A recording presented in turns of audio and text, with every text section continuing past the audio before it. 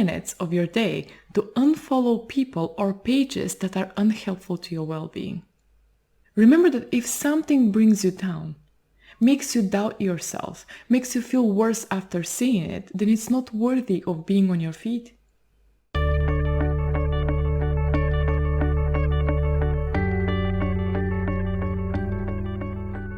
First is emotional self-care, which is all about your feelings. These are activities that help you recognize and process your emotions in the best way possible. Essentially, everything you've learned so far in this class and everything you're going to do later in your workbook is a great example of emotional self-care. You're learning about your emotions, about stress, understanding it better, what your triggers and symptoms are, what you need to avoid doing moving forward, and what you should be doing instead in order to let the water out of your bucket. You're caring for your well-being right now. Here I'd like to point out that we all have the full palette of emotions, the full range, which includes positive ones, such as excitement, joy, happiness, and negative ones, such as sadness, anger, fear, and loneliness. Those emotions are hardwired in our biology. We all have them. So you should not expect from yourself to feel good all the time. No one does. At some point, we all feel unpleasant emotions. So please make sure that if that happens, you don't judge yourself for experiencing these negative emotions. You're a human after all. So emotional self-care activities are designed to help you cope with unpleasant feelings, so that you don't feel overwhelmed by them. You help yourself process them in order to move forward. Doing them also helps you prevent buildup of stress and anxiety. This is the longest list I made out of all the self-care categories, so brace yourself. This is going to be a long list. Here is everything you can do to practice emotional self-care. First, say yes to your own needs as much as you say yes to the needs of others. It's all about making a decision to do that, making a decision to focus on that, which means that in order to reach to that point, we have to recognize our needs first. And how do we recognize them? We write in a journal regularly, taking time to get in touch with our feelings. This helps us be mindful of events, situations, and people which trigger stress and negative emotions. Where possible, we would say no to requests that would give us pressure, stress, and anxiety. And I'm saying where possible because it's not always possible to say no. But if it is, we have to recognize the need to say no to something that's going to damage our well-being. The next point is to experience and acknowledge emotions without judgment, guilt, or embarrassment, to honor and respect your emotions the same way you respect the emotions of the people you care about. To reflect on your personal and professional challenges. Again, we don't want to ignore them. We want to reflect on them. We want to get in touch with our feelings. Only then are we able to do something about them. Remember that we can't fix something we can't see. Remind yourself that you're human as well. This is a crucial one. It connects to what we talked about a couple of minutes ago, not to judge yourself when you're going through difficulties. Reminding yourself that you are a human. It's normal to go through those kinds of stuff. It's very hard, yes, but you're a human. Judging your feelings is not going to be helpful at all. Focus on the things you have control over and accept the ones you don't. And I get that this is very hard. Again, it's about making a decision to focus on that. And you can do that by creating a 2-column table of what you can and can't control. Because seeing that visually could be very, very helpful. Let me elaborate on that a little bit. Stress often comes from focusing on the things we can't control, much more than focusing on the things we have control over. Changing a difficult situation isn't always possible. So the only thing that could happen when we dwell on it is to get more stressed and anxious. So here is an idea. Create a 2-column table of what you can and can't control and practice self-care by giving the majority of your attention, time, and energy to the controllable things. At the beginning, it could be quite difficult to switch the focus of your attention towards things that you do have control over things that you don't. But the more you practice it, the easier it gets. Write them on paper. I've also written here, reflect on your personal strengths and achievements. So we need to reflect on our challenges, but we also need to reflect on our strengths as well. to kind of pat ourselves on the shoulder that we've achieved something, even if it's a small thing. That would also help us to focus on the good things during the day and not necessarily spend majority of our time and attention and focus on the negative ones.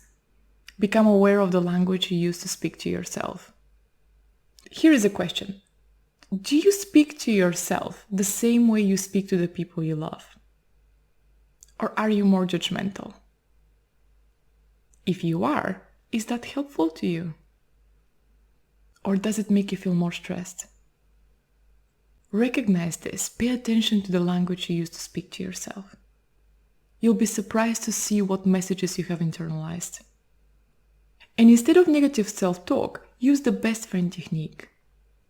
This means that if you are in a difficult situation where you're noticing that you're becoming judgmental of how you feel, you can simply ask yourself the question, if my best friend or another person I care about deeply was in the exact same situation, what would I tell to them right now? What would I say? The probability is that what you would say to them if they were in the exact same situation would be completely different than what you're saying to yourself right now. Retrain the brain to be compassionate towards your feelings. A simple question of what would I say to my best friend if they were in the exact same situation could be very helpful to reduce the unhelpful judgments of emotions. Next, we have using positive affirmations regularly, and there are many websites with amazing positive affirmations, especially for stress and anxiety. Share your feelings and concerns with friends and family. My tip here is to rely on your support system. It's there for a reason. Use it when you need it. Don't wait for things to escalate to open up. Sharing your concerns early on could be very therapeutic. You might even receive some helpful advice that puts a stop to your worries, that puts a stop to your stress, that prevents stress from building up. Focus on protecting your energy from others. Create healthy boundaries. And having healthy boundaries is so important for preventing stress. These are a set of rules we have for ourselves. So they usually define what we would accept and not accept from others. They define our priorities in life and how much time and space we need from others. Being clear about your own boundaries and why it's important that you stick to them is essential for stress management. Avoiding over-explaining yourself to others. Reserving the word sorry only for those moments when you're truly sorry, when you truly did something wrong.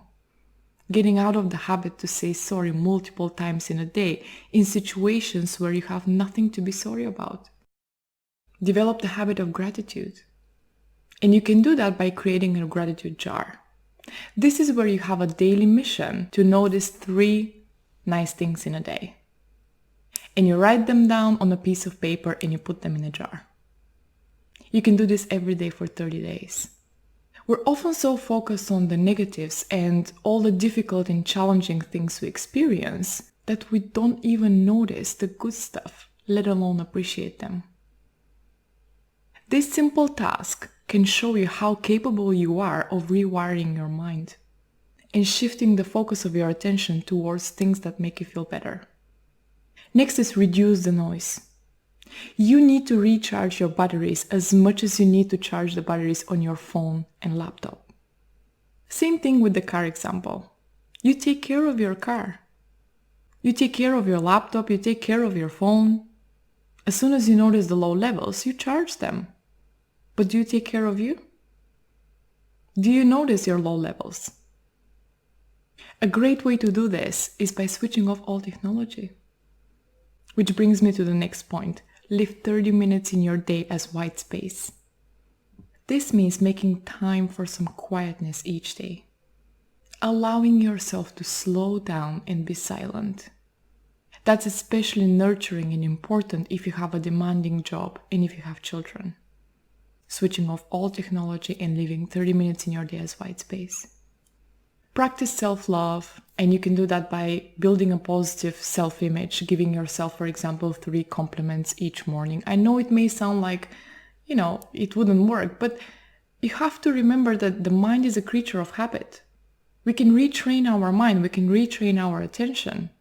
We just have to put the work in. Recognize your positive traits. You can do that by starting a compliments file where you write down all the compliments, all the great things people say about you in a day, and you read them regularly. The next one is related, which is accepting compliments without argument or pushback. And lastly from this list, don't be afraid to ask for help. If you're struggling with something, ask for help. Research different kinds of help. Speak to somebody, ask for their advice. Moving forward to the next one. Next is physical self-care, which is the most straightforward category of them all. Most of the things I'm going to mention you're probably already doing or you know about, but I'm going to mention them anyways. Those are activities that improve your physical health. You take care of your body, making sure that it's well nourished and happy. And you do that because you recognize that your body is your temple, your only permanent home, and the vehicle to your life. So taking actions to help it function as well as possible is very important. And you can do this by having a healthy, well-balanced diet. And I know this is a very broad term because everybody's body is different, everybody's needs are different. And hearing that you have to make a major change in your diet could be so overwhelming that you may give up before you even start. So here is an advice. You can start by making one small change in your diet a week. Just one change. It doesn't have to be major. One small change. For example, finishing dinner at 8 p.m. instead of 10 p.m. Or eating candy just 4 times a week instead of every day. Drinking an extra glass of water. Or having an extra portion of veggies with each meal. Any small change has the potential to have significant positive effect on your physical health in few months' time. Drink plenty of water in a day. Take regular breaks, especially at work. Try to get enough sleep. Exercise at least 3 times a week. Stretch your body regularly. Lie on the ground because this makes you feel supported and grounded. Get some fresh air regularly. Take a walk in nature. Go to get a massage. Practice mindfulness. Practice meditation. Practice yoga. Do breathing exercises. Do some progressive muscle relaxation. Go to a safe place in your mind. Remember not to push your body past its limits in exercise or other activities. Go to your doctor when you know something is wrong. And take medication for health conditions that require it. This is physical self-care. Let's talk about practical self-care, or how I'd like to call it is problem preventer. These are tasks you complete on a regular basis in order to prevent future stressful situations. And they could be related to many areas of your life, such as home management, finance management, workload management, and even taking care of your well-being and mood. Anything you can do that would minimize the chance of stress in the future. Here are some examples. Making a dreams list or a vision board. Setting goals, which are personal goals and professional development goals. Tidying up regularly your working and living space. One of my favorite ones, the annoying tasks challenge. This means making a list of annoying tasks that have been waiting on you lately. Something you've been postponing doing. Something you don't feel motivated to do, such as cleaning the floor or reorganizing your closet. Small tasks that add up in time if you don't do them. Make a list of those tasks and then perceive it as a game. A game where you have an hour to knock them out. This will make you feel so good at the end. Once you knock them out, once you complete them, in an hour, this is my challenge, I'm gonna do them, see how you feel after that. Next, please stop multitasking. Try to prioritize tasks. Schedule regular me time. Manage your time wisely. Problem solve concerns that are within your control. Avoid procrastination. Take time off work if that's possible. Use your weekends to recharge your batteries. That would prevent stress from building up, the water from building up. Create a budget strategy. Clean your house. Organize your closet. Organize paperwork and files. Do a house mini declutter. For example, you can recycle just 3 things from your living room, 3 things from your kitchen, and 3 things from your closet. Something that you don't use or like anymore.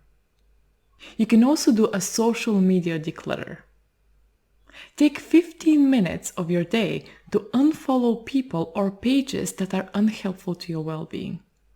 Remember that if something brings you down, makes you doubt yourself, makes you feel worse after seeing it, then it's not worthy of being on your feet. Unfollow those accounts. That way you protect your well-being, which is the definition of self-care. Keep following accounts that bring you joy, entertainment, motivation, or knowledge. Do something that makes you laugh. Surround yourself with people who uplift you. Don't bottle up your feelings, share them with people you trust. Practice good hygiene. This is also emotional and physical self-care, as it not only helps you take care of your body, but it reduces the risk of physical illness. It also improves the way you see yourself. Good hygiene makes you feel better. Treat yourself once a week. This could be getting a pedicure, a manicure, or putting on makeup, getting your hair done, or once a week taking a bubble bath with candles and calming music, shopping or going out. Remember to reward yourself even for the small things. Start a new hobby that excites you. Do something creative or crafty. This could be painting, drawing, coloring, knitting. These were all the ideas for practical self-care. Again, doing something that reduces the likelihood of you becoming stressed, that builds resistance to stressors, because you eliminate the water out of the helpful coping tap. So it's harder to reach to the point where it's overflowing. Let's focus on social self-care next.